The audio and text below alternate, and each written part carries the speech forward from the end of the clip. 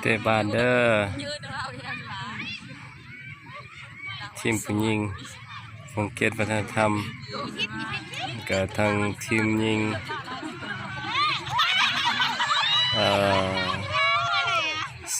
ของเขตการเมืองเนาะ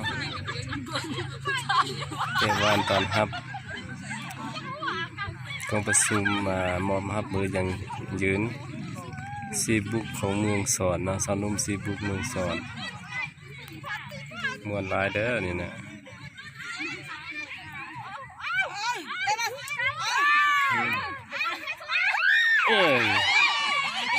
เอาหยัดซิงกันไปเอาสีดำเตะเข้าไปเบอร์สองเอาเบอร์สองเอาเบอร์8เบอร์9เตะขึ้นมา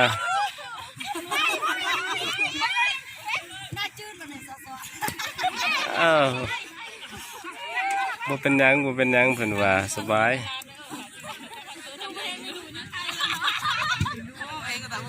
ฮะ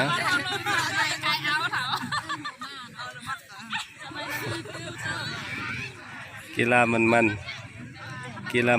เอาเบอร์10ลากเข้าไปเบอร์10ลากเข้าไปตึกสกัดบานขึ้นมาอีกทีนึงเอาสีขาว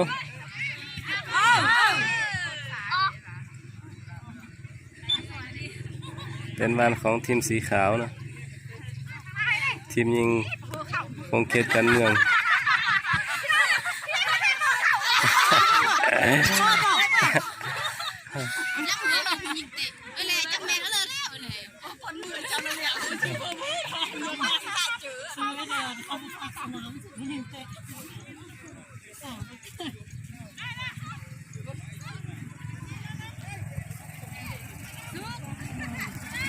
สุกลากขึ้นไปเบอร์10ลากขึ้นไปบุพานถึงสกัดบานขึ้นมาอีกทีนึงเอาเบอร์8ได้จังเลยส่งให้มูเบอร์10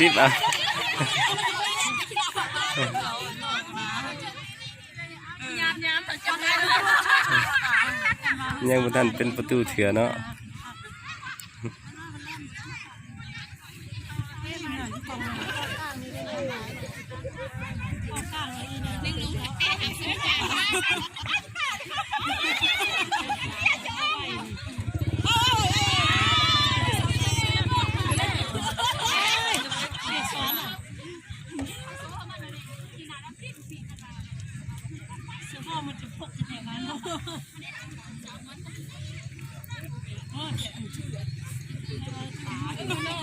บ่แม่นเผาเนาะ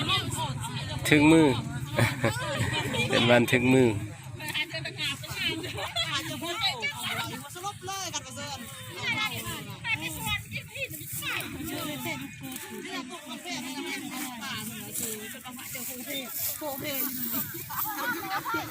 อันนี้เป็นกองเชียร์ของทีมของเขตวัฒนธรรมสังคมเด้อเนาะกองเชียร์ของเขตวัฒนธรรมสังคมมาแห้ง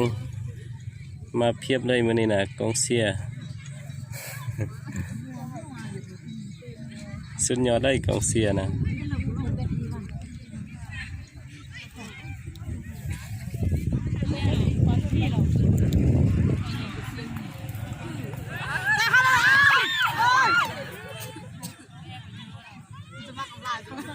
เอาเบอร์13ส่งกลับคืน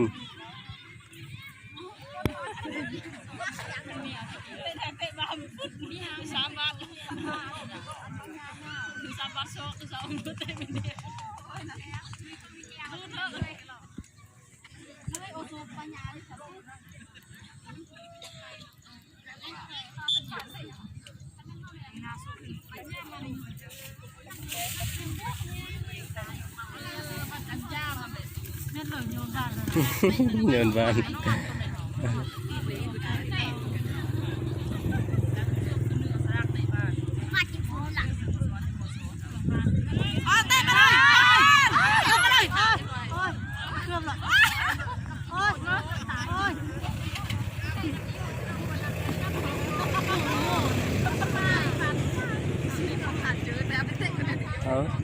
เอา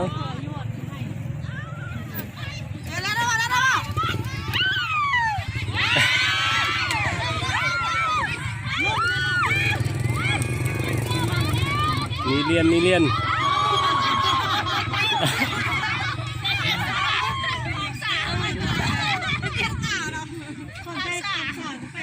สุกเบอร์10ลากขึ้นไปยิงติดบอก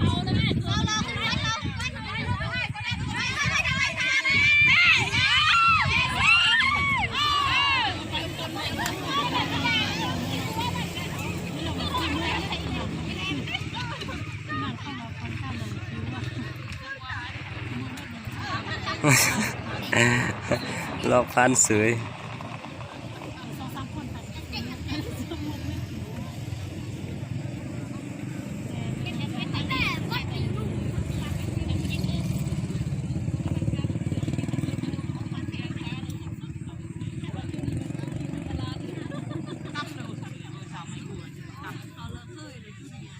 จะว่าคันว่าลงมันดิ้น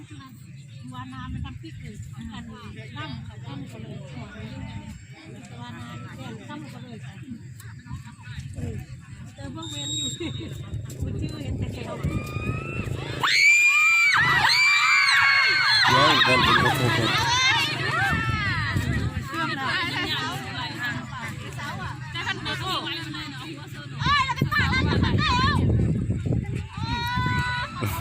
้านเทศายสัมปะวันอาทิตย์ที่มันก็ฝากเลี้ยงหมาใจปล่อยโคตรคนหมดของเสียง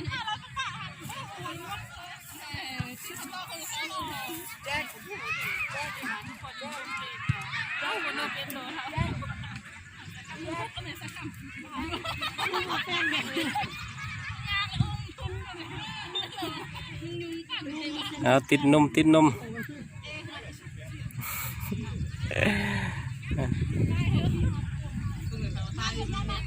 เบอร์เก้าลากขึ้นมาแล้ว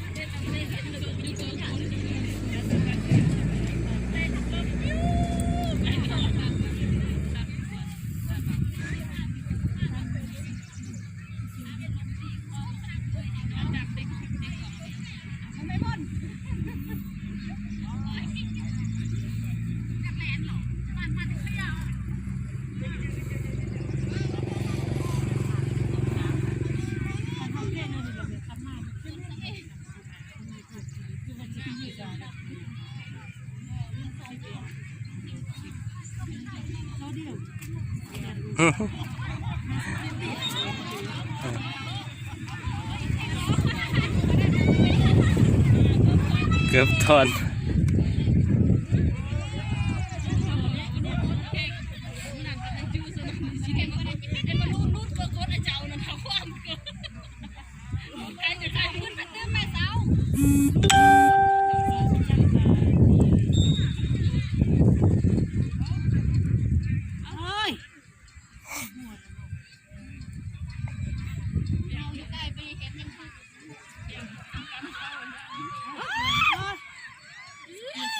เราไม่ได้พออยู่ดัง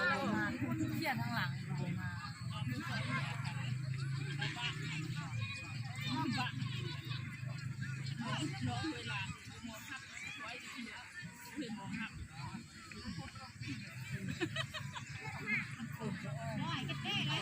คนก็บ่เห็นงาน2 ปีวันนี้